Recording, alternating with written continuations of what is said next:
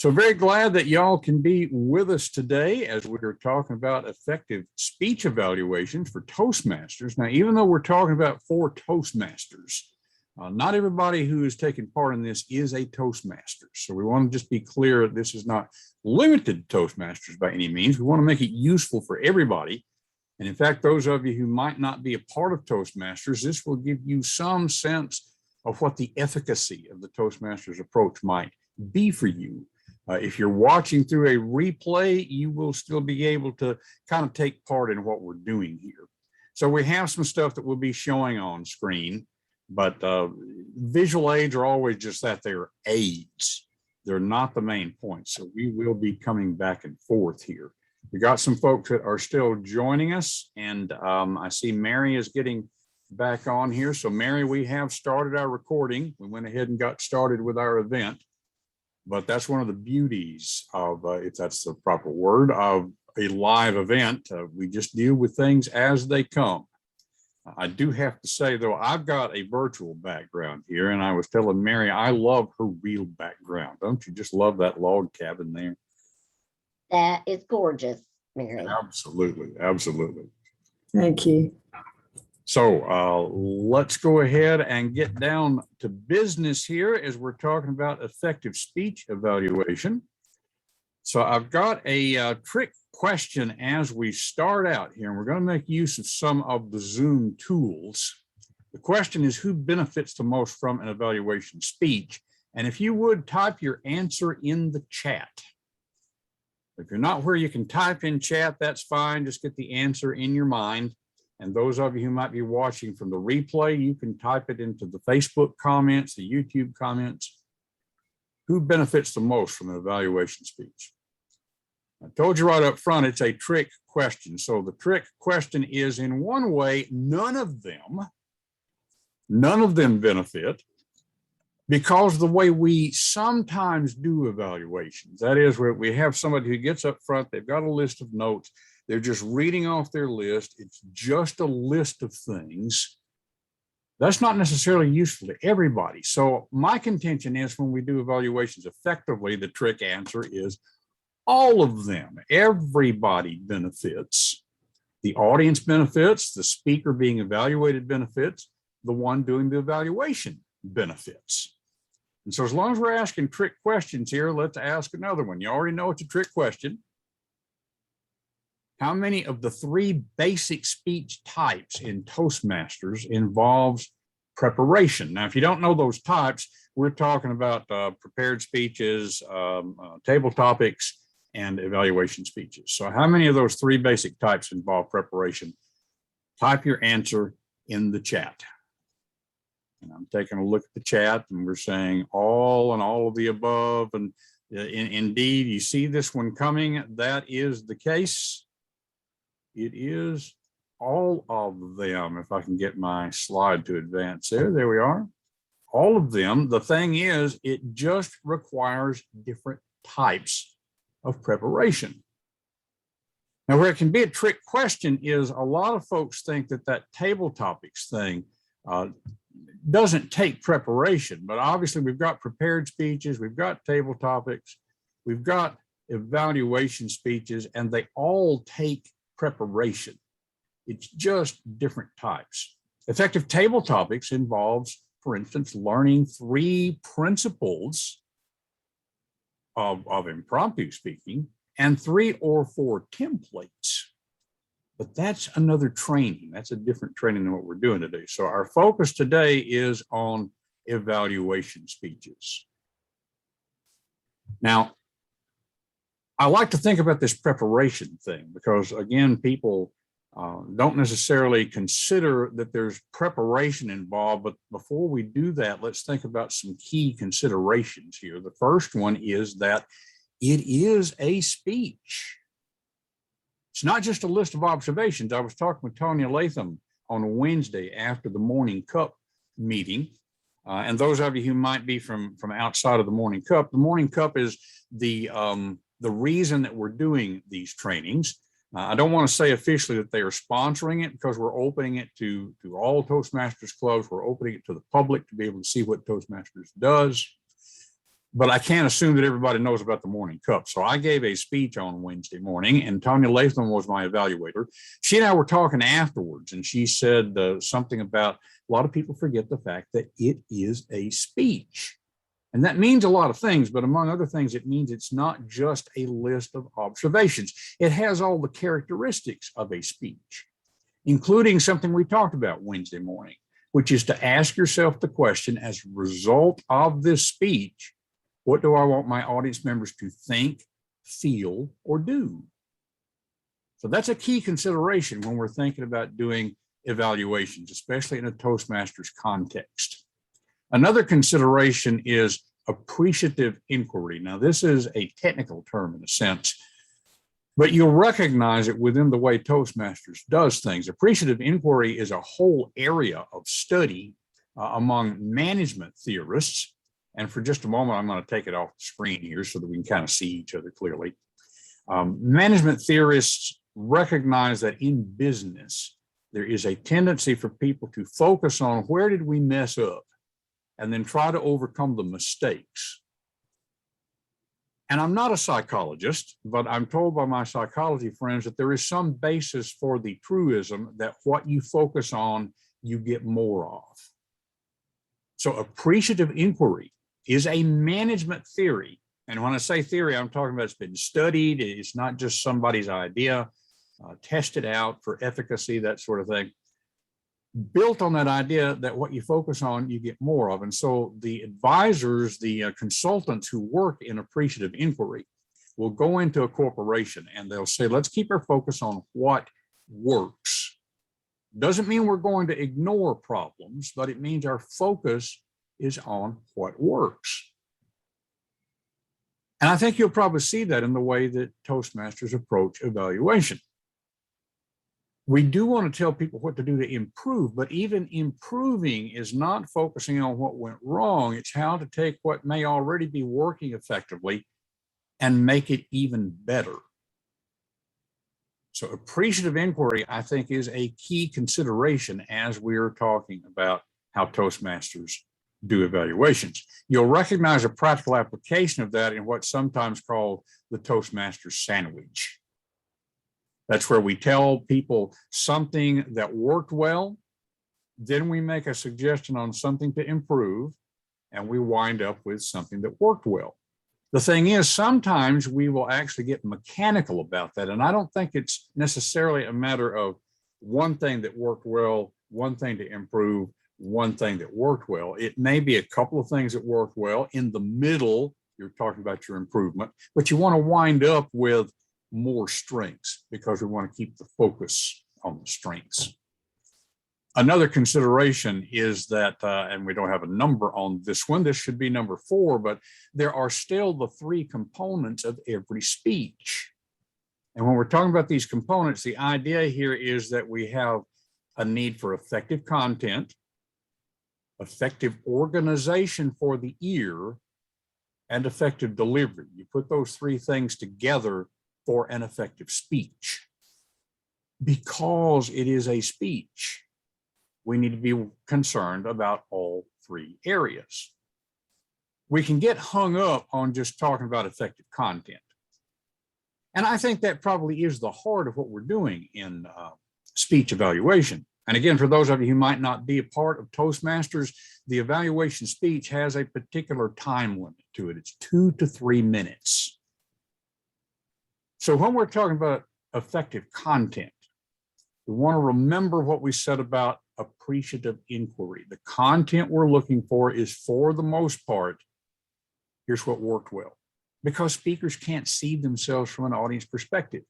We have in the morning cup at least a couple of folks, and I would say more than that, that we would consider to be professional speakers. I don't know if Tanya Latham, for example, thinks of herself as a professional speaker, but because of what she does, she actually qualifies for membership in the National Speakers Association.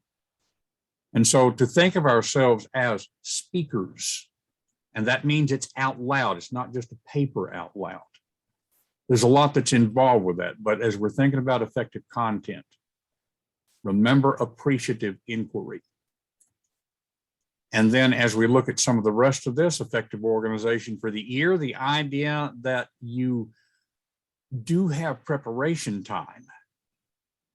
But should I say mistake? Something that's less effective, I guess, is people will try to tell us everything that they observed.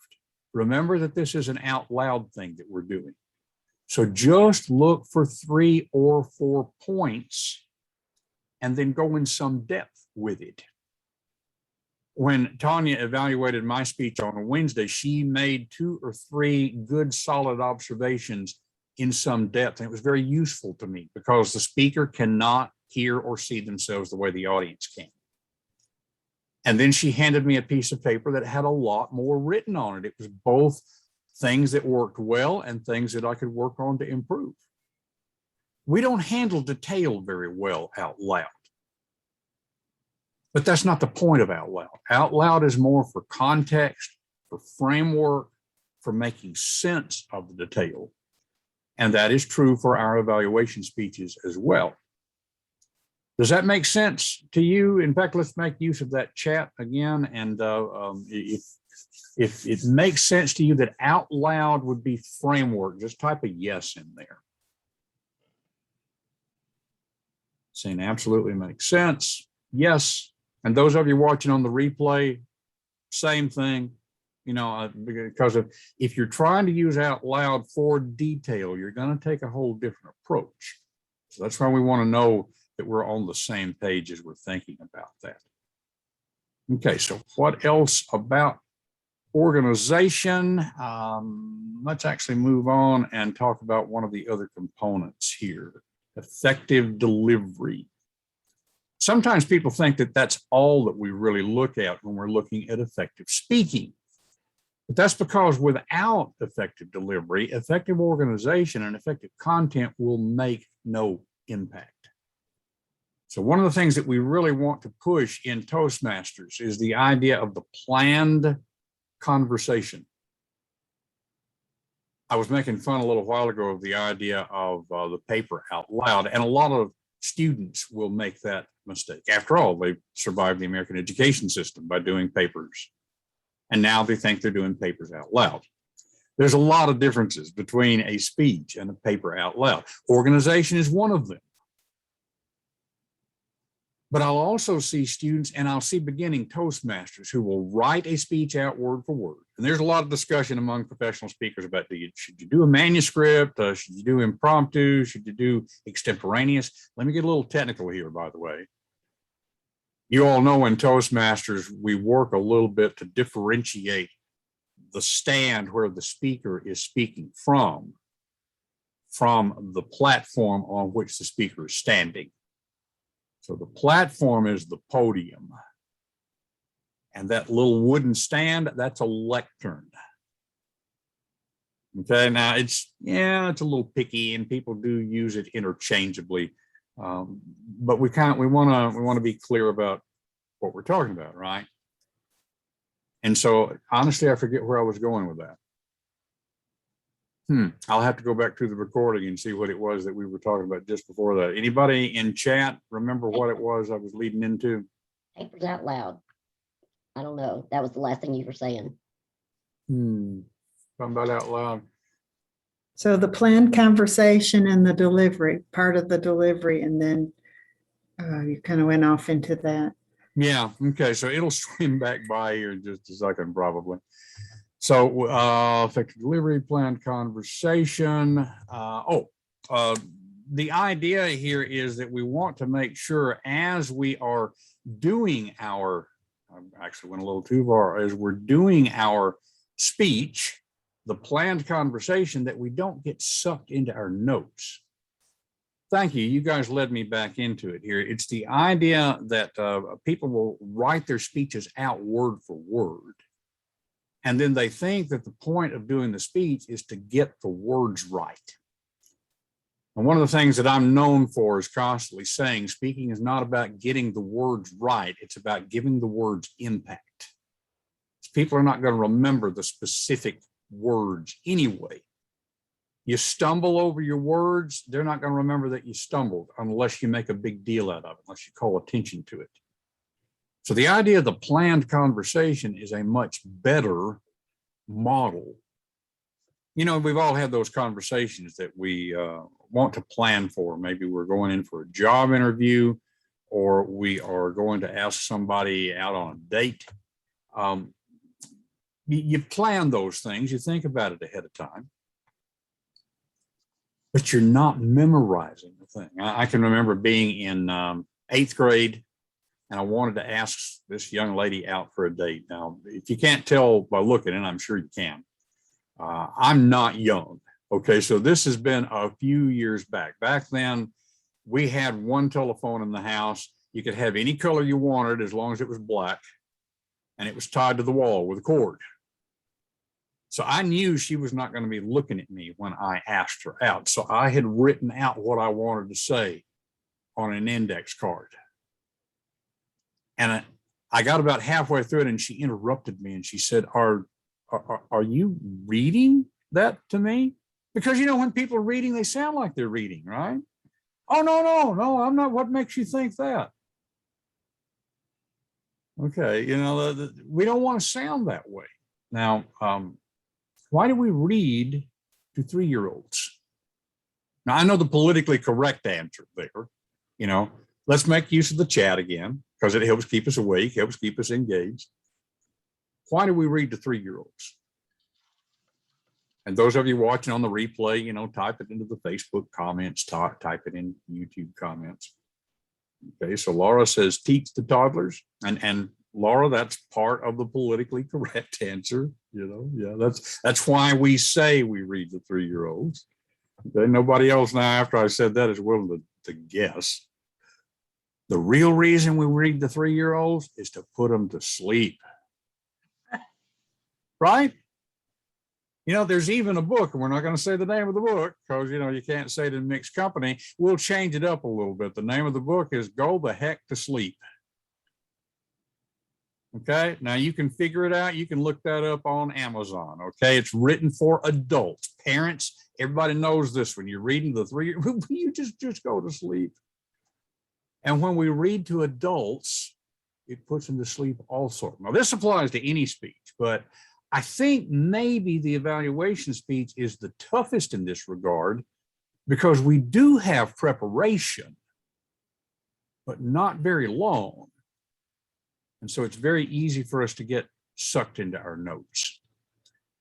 So effective delivery in any speech, but especially for this evaluation speech, is going to involve the planned conversation.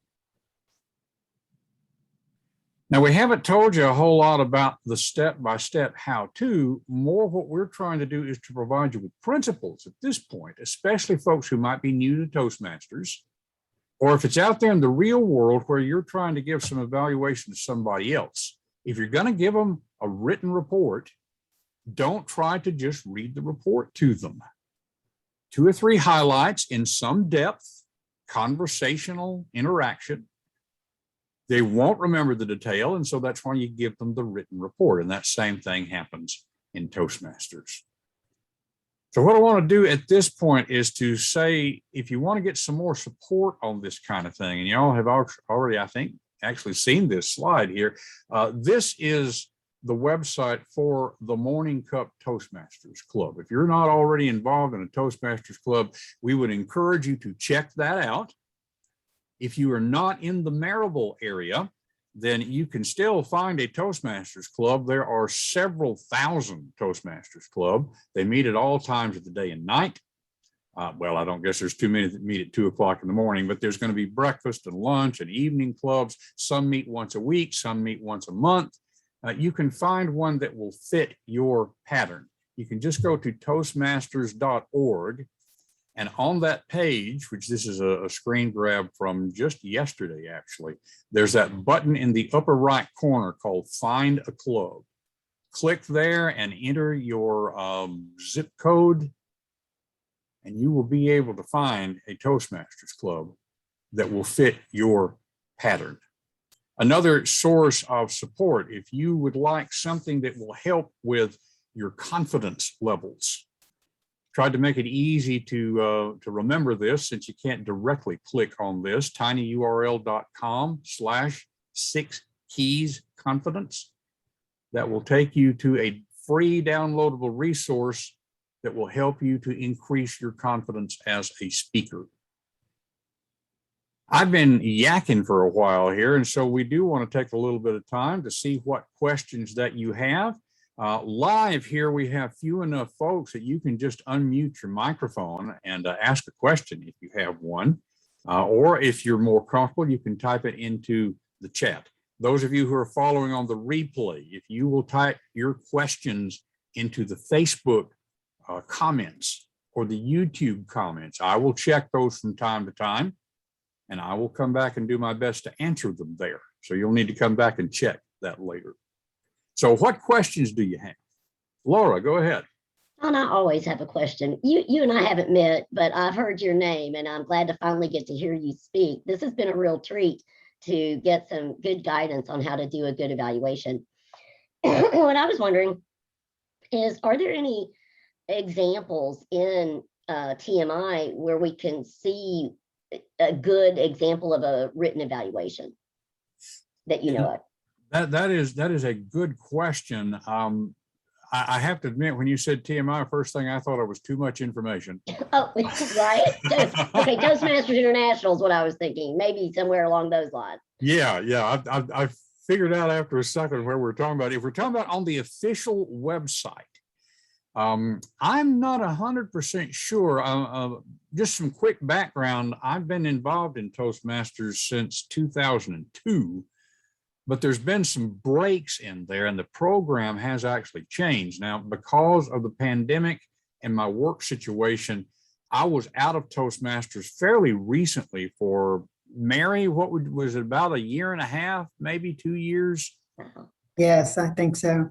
So I'm going to actually turn to you and maybe Jane, because you guys have worked through the pathways material and all that sort of thing. You may know of a resource there that I don't have any idea about.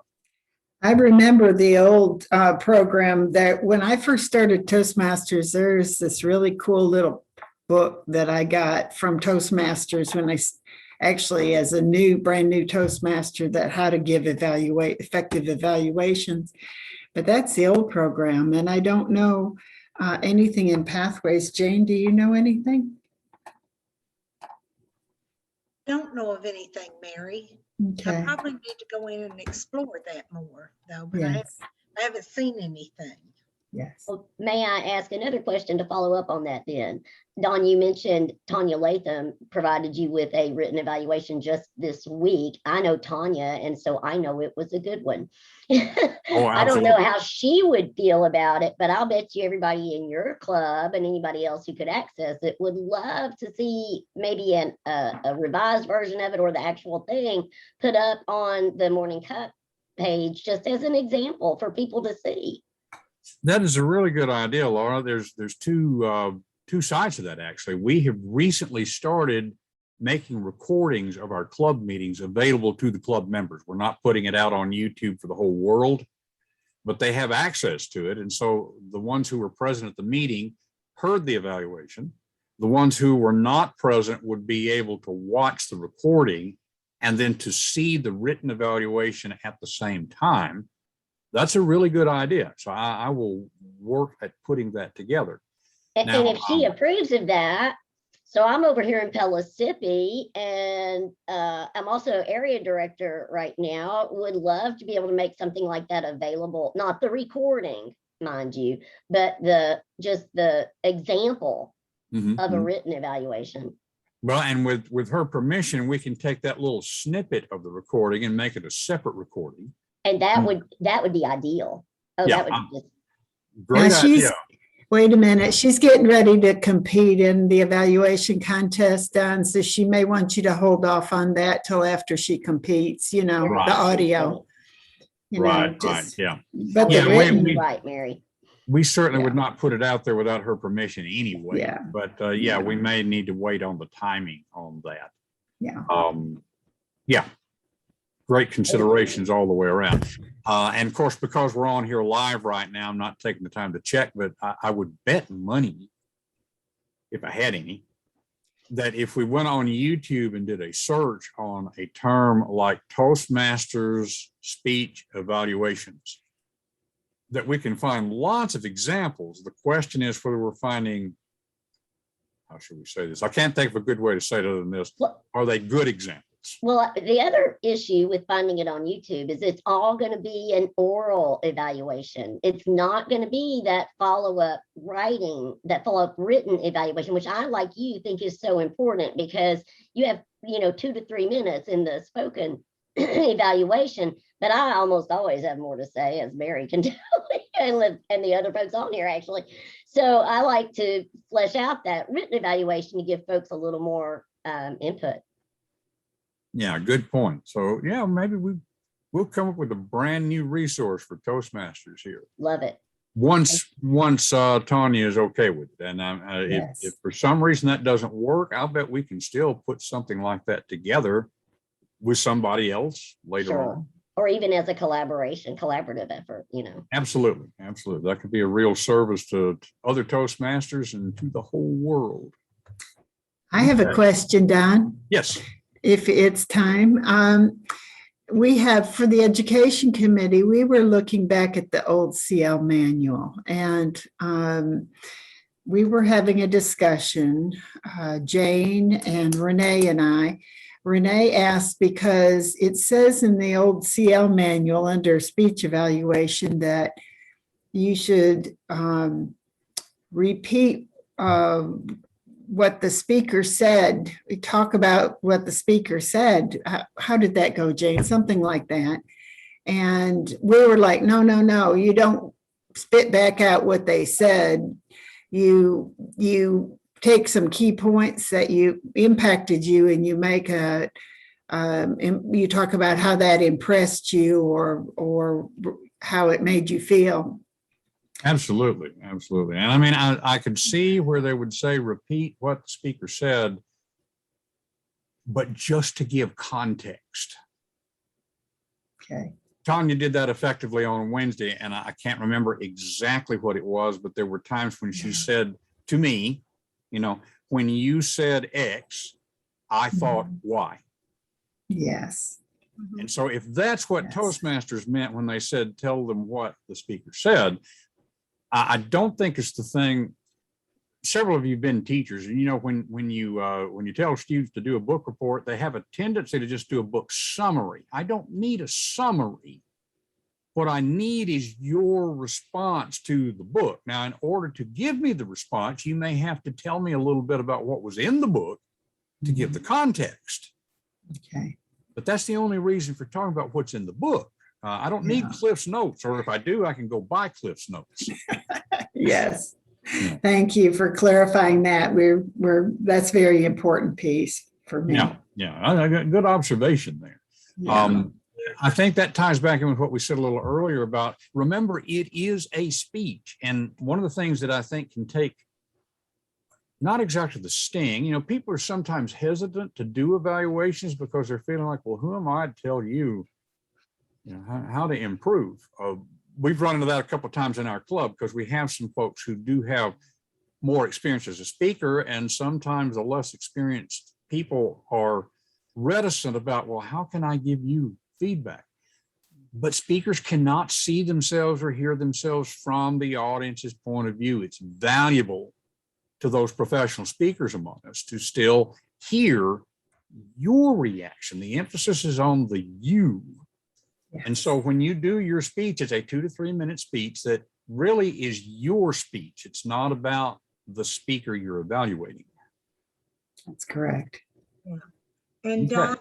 Yes. the international website, there is a booklet that you can download that's called Effective Evaluations. That's So- awesome, Jane. Do you have that link? Maybe you could pop it in chat. Sure. That's Yep. fantastic. That must be the one that I got when I first started Toastmasters. It was a nice little book.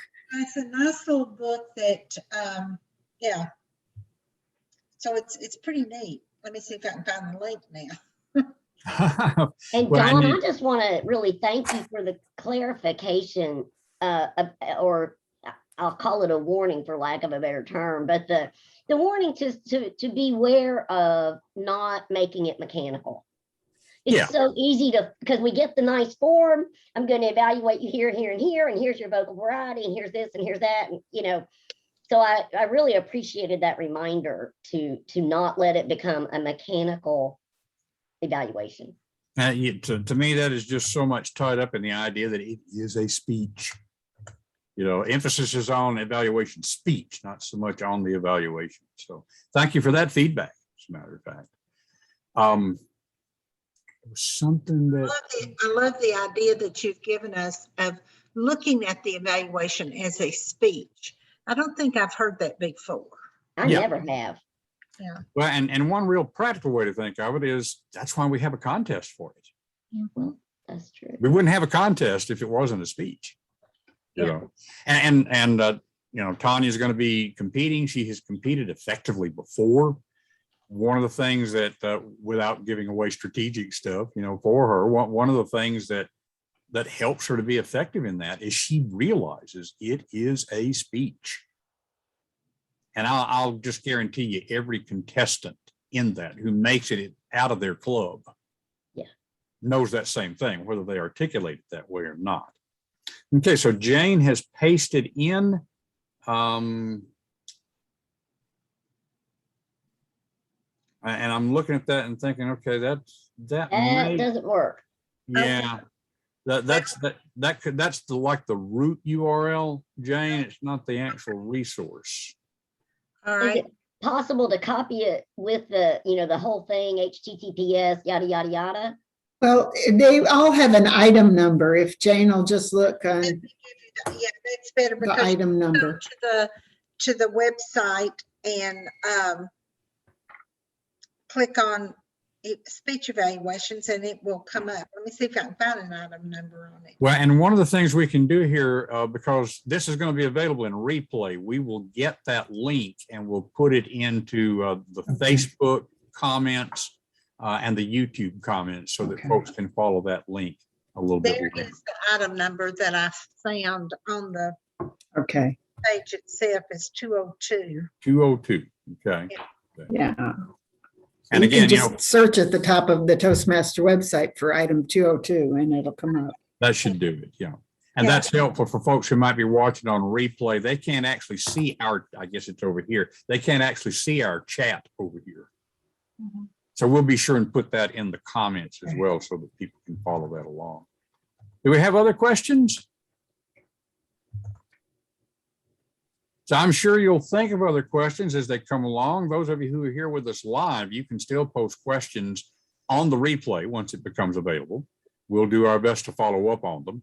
And just like we were talking about giving feedback to each other in a club meeting, we want to get feedback. And Laura has found a resource there, so she's linked to it in chat. We'll make sure that that shows up in the comments.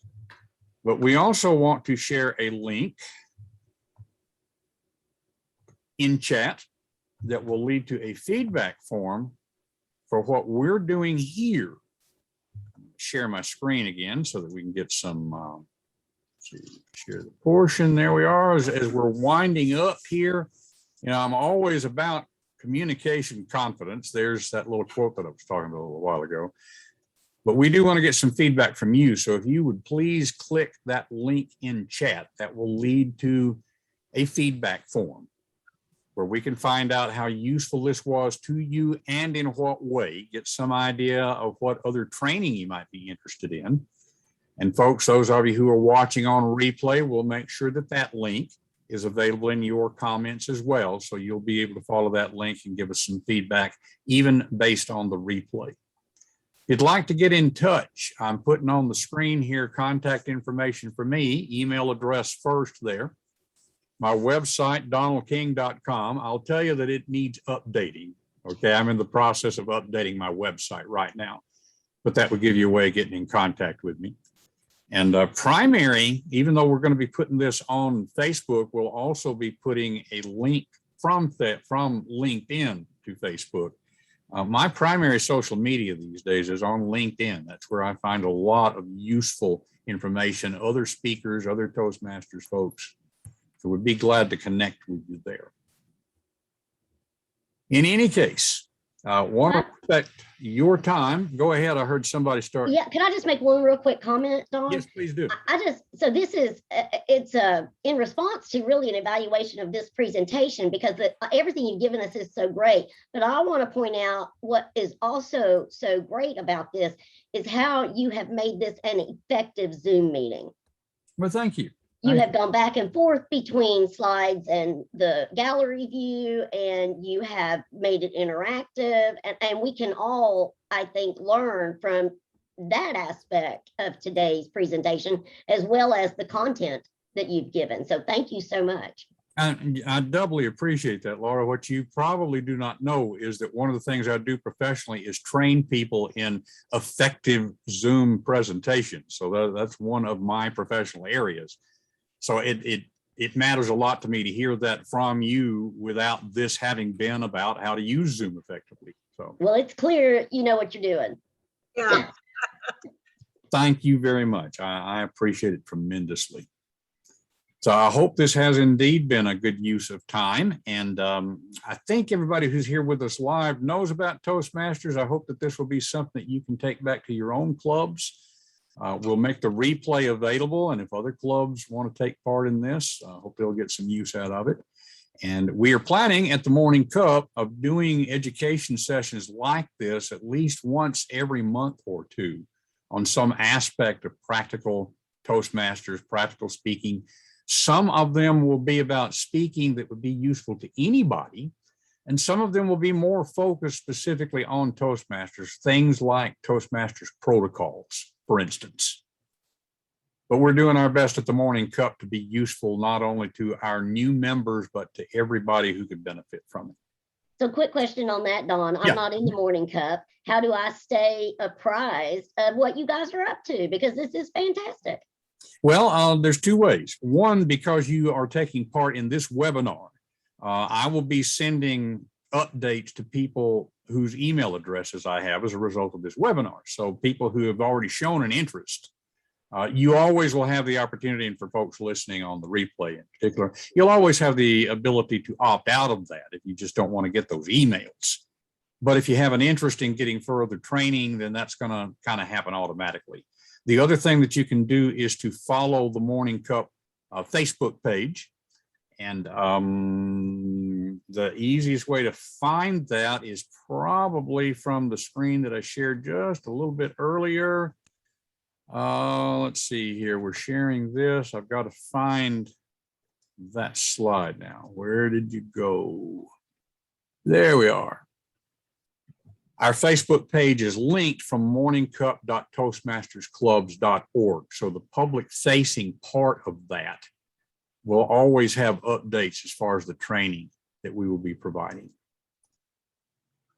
And I will put, I started to say I'll put the Facebook link in the comments, but you're not going to see the comments unless you're already on the Facebook page. So I guess that wouldn't be real helpful, would it? Well, they might on YouTube, right? Yeah. Is this on YouTube also? Yeah, it'll be on YouTube. We do not yet have, I think Betty and I were talking about maybe getting a YouTube channel going for the Morning Cup, because I don't think we have one right now. Oddly enough, and again, you know, folks listening to the replay, this is just some Morning Cup business. Mary, you and I were talking a little earlier. It seems like to me that when the club started 5 years ago, that we started a Gmail account that was just for the Morning Cup, and now everybody has forgotten how to get to it. If we can find that again, we already have a YouTube channel. We're just not using it, and we're going to try to resurrect it. Yeah. This is great, Dawn. And as area director, I'm going to be sharing all of this with my folks and hope that they'll push it out as well. Excellent, excellent. Hope it can be of use to lots of people. So again, folks, just to respect your time today, we're going to go ahead and wrap things up, but I left the contact information with you so that you can do follow-up in whatever way you need to, and we look forward to working with you in the future. Thank you, Don. Much Thanks, appreciated. Dawn. Thanks.